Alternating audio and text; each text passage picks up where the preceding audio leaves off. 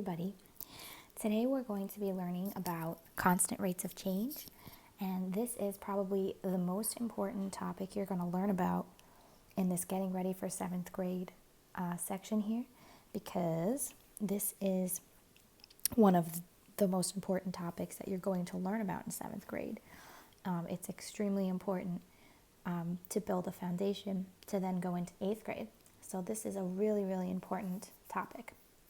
So what we're going to be able to do today is look at a relationship and decide if it's proportional or not. Okay? And we're going to be able to tell that by seeing if the rate of change is constant or not. So when the rate of change or the ratio of one quantity to another is constant between two quantities, the relationship is proportional. What the heck does that mean? What this means is the ratio between the two quantities that you're looking at. So for example, we're looking at hours and miles. If the ratio between the two quantities stays the same, then it counts as a constant rate of change. Okay, so all this means is it doesn't change. So for example, if you're driving in the car, and before I go into all this, if you're driving in the car with your parents, you're going to school, let's say, are they driving the exact same speed the whole time? Or does the speed vary a little bit here and there? The rate of change is not going to be the same while you're driving because your speed is changing. The ratio of the hours and the miles, or minutes and miles if you're only going to school, they're not going to stay the same the whole time that you're traveling. If you're going someplace on a long distance trip, let's say, we discussed many times in the 6th grade that a lot of us love Lake George, right? That's a long trip. It's almost 5 hours, depending on how fast you drive. So what you can do when you're taking a long trip like that is you can put your car on what they call cruise control. And you can keep your car going at a constant rate of change. So it could be at the same speed while you're driving when it's a long distance like that. So that's really the only case where you're going to have a constant rate of change when you're driving.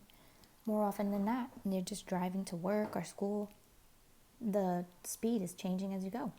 You have to slow down to stop for a red light. You have to speed up when you go on a highway, things like that.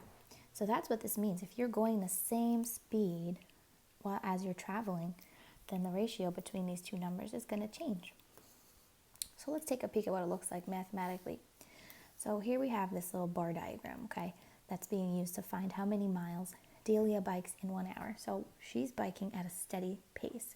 It takes her 4 hours to travel 42 miles. Okay, so we want to know how many miles she bikes in 1 hour. So they're telling us that she bikes at a steady pace. Okay, that is telling us that it's a constant rate of change. So that means each hour she's going to travel the same distance. So if we want to figure out how many she travels in 1 hour, you can look at it as a bar diagram and you can figure out how many miles she's traveled in 1 hour. So what we really need to do is we need to take the 42 and divide it into 4, right? Because then we want to see what each one is equal to. 4 goes into 4 once. You bring down your 2, and 4 cannot go into 2, so you put a 0. And now we need to add a decimal and a 0 to bring down. And 4 goes into 25 times. So in 1 hour, she has biked 10.5 miles. So we found our answer by dividing 42 into 4.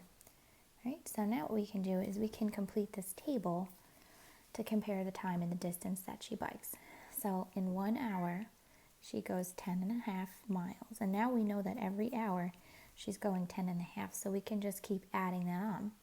So 10.5, in another hour she's going to go another 10.5 miles.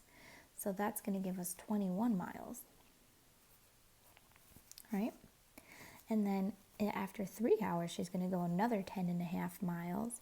So that's going to be 31.5 miles.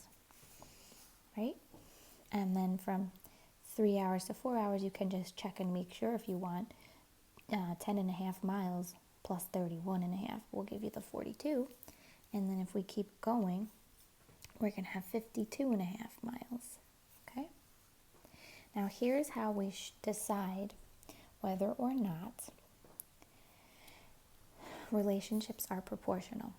Okay?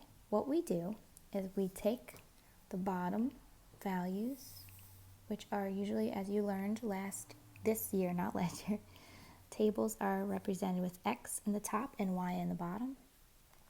So what you're really looking at is the Y values. That's the bottom of your table, is the Y values.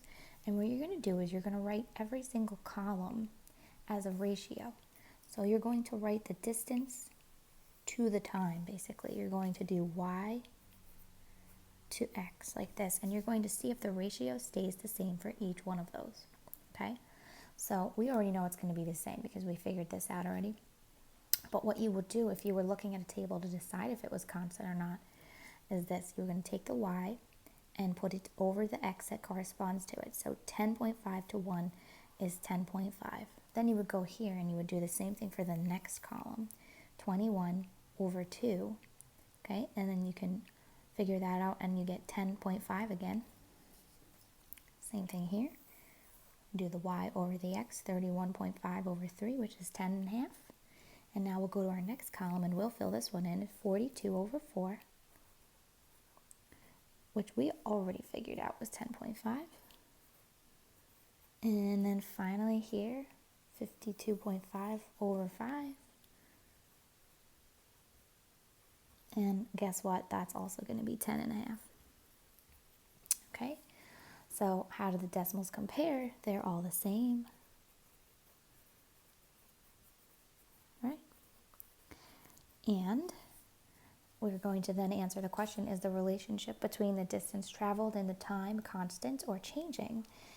And is it proportional? So because they're all the same, because the ratio is the same each time, that makes it constant. And that means it's a proportional relationship. Okay, we're going to spend a lot of time on this in 7th grade. So this little sneak peek, oops, I'm writing proportional. This little sneak peek is really helpful.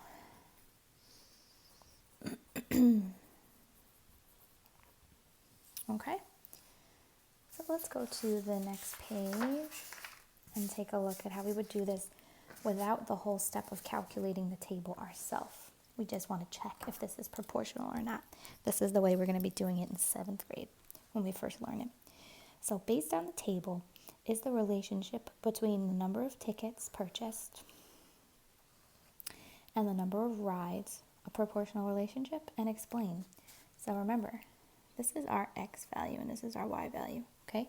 We want to see if the ratio of tickets purchased to the number of rides is proportional or not. So we're going to be putting Y over X each time and checking if they're all the same. So you start with the first column and you do this. Do 6 over 1, right? And we know 6 over 1 is equal to 6, right? And I'm going to box it so that I can compare them. Now, if this is a proportional relationship, each time I do this, I'll get 6. So let's see. 12 over 2. Well, I know that's 6 too. How nice. Check your next column. You can't just assume that it's going to keep working. Okay, you have to always check as many values as there are. 18 over 3. And that's also 6. And then this works out nicely for us. 24 over 4 is 6. So since the ratio is constant, this is a constant rate of change, which makes this a proportional relationship.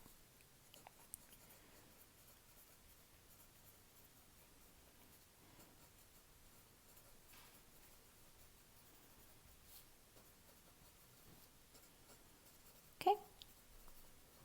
That would be our conclusion. So we're going to do the guided practice together, and then actually I have to double check if today was the day that I assigned you guided practice because there was not very much here, so hold on one second. Okay, so no, I just have you doing this for homework, okay? So you lucked out today. The guided practice, Roger earns $15 for each lawn that he mows. We're going to find the rate for each column, which really means we're going to find the ratio, right, between the y and the x value. So same as we've been doing. Yikes, sorry. This is basically your x and this is your y. So we want to look at y over x each time. So first column, 15 over 1 equals 15. If this is a proportional relationship, all of these will equal 15. Okay, so let's check it out. 30 over 2 is 15. Remember, you can't just assume it's going to stay like that. You have to check each one. 45 over 3 is 15. 60 over 4, also 15. And then 75 over 5, also 15.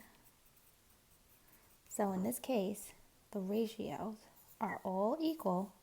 Remember that it's not always going to stay equal, but they're all equal here, which means that it's a constant rate of change, which means it's proportional. So we can say the rate of change is constant.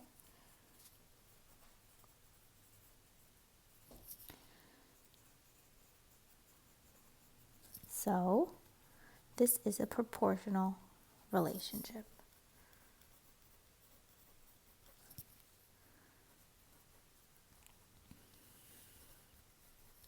Okay? For the essential question, how can a table help you determine if a relationship is proportional or not? We can look at the y values and divide them by the x values, or you can just say that you can look at the ratio between each column of values and see if they're the same or not. Okay, guys? That's it. So this is your homework. It's really super light today. And I hope you really take the time to watch these videos and see what's going on with this stuff, because it is super important that we have this extra bit of time to go over foundational 7th grade skills. All right, guys, so have fun.